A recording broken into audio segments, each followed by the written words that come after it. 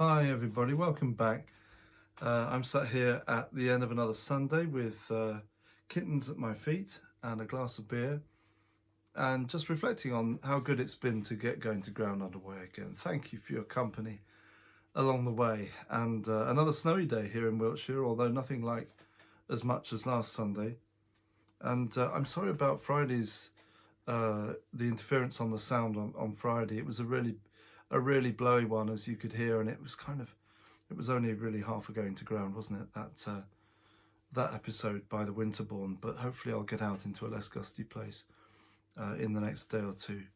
And tonight I'm going to read to you, as I often do on a Sunday, my weekly written piece, short essay or column, piece by piece, getting the new book together. And this is about, it revisits an old interest of mine in lost rivers, which was a passion ever since our time in South London. And it'll explain itself. It's called Far from the Halogen Gleam. Nature doesn't dwell on the past. Last Sunday's snowfall, a joyous overnight arrival, pulling a wintry balaclava over the village, had given ground by evening, each white-mittened branch brittle and brown again. Along the Kennet, its thaw has saturated the water meadows behind our garden. Attempting to walk across this morning, I find a new river has appeared, eeling through the field like it had always been there. The emergence of a stream is a holy thing, welling unbidden from hidden altars. And it strikes me that the axis of the spirit generally tends towards Y, not X. De profundis, out of the depths, is the psalmist's cry, and for some, like the Samaritan woman in John's Gospel, this becomes the borehole of eternal life. In the obscure recesses of our being, wrote E.M. Forster, we near the gates of the divine. As it came from the depths, so it soars to the heights, out of local questionings. This intersection, where the psyche breaks the surface, can be a place of crisis and also renewal, having an artesian effect that spills into our environment. I was first drawn by underground water when living in southeast London 20 years ago.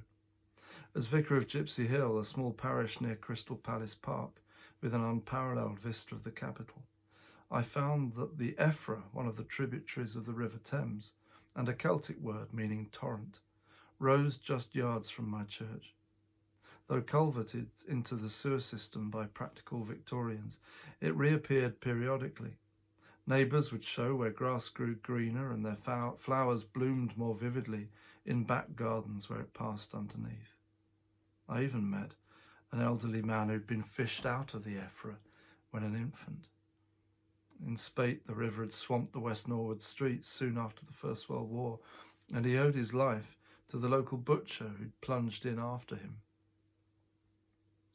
I became quite consumed with pursuing my local lost river, hearing in the course of parish life all manner of stories that doused this fascination. Being concealed under a concrete coat only added to the mystique, increased the longing to go deeper.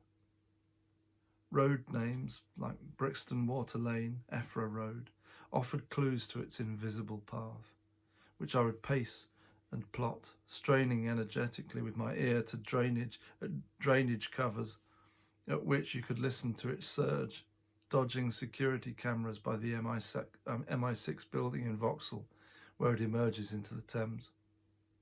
I formed a band, the Ephras, that borrowed its name, wrote songs about the river's route and performed them at the closest pubs we could find in a meandering kind of pilgrimage.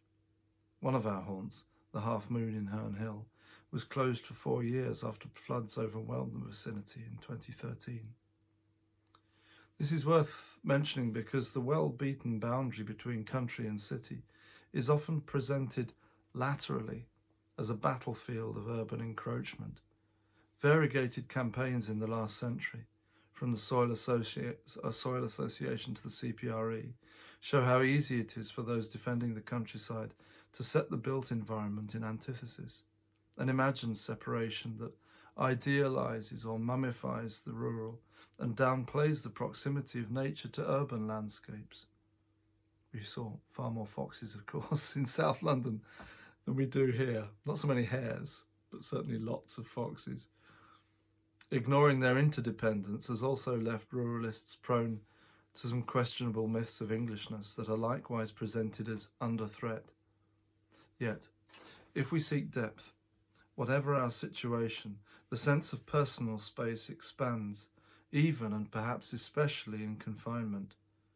Placemaking is, in this sense, cruciform, and requires looking down before we look out. It concerns the relation between portrait and landscape. Also, if we hear it, the call to leave our earthly Edens for a heavenly city, through which, dreams St. John, runs the crystalline river of life.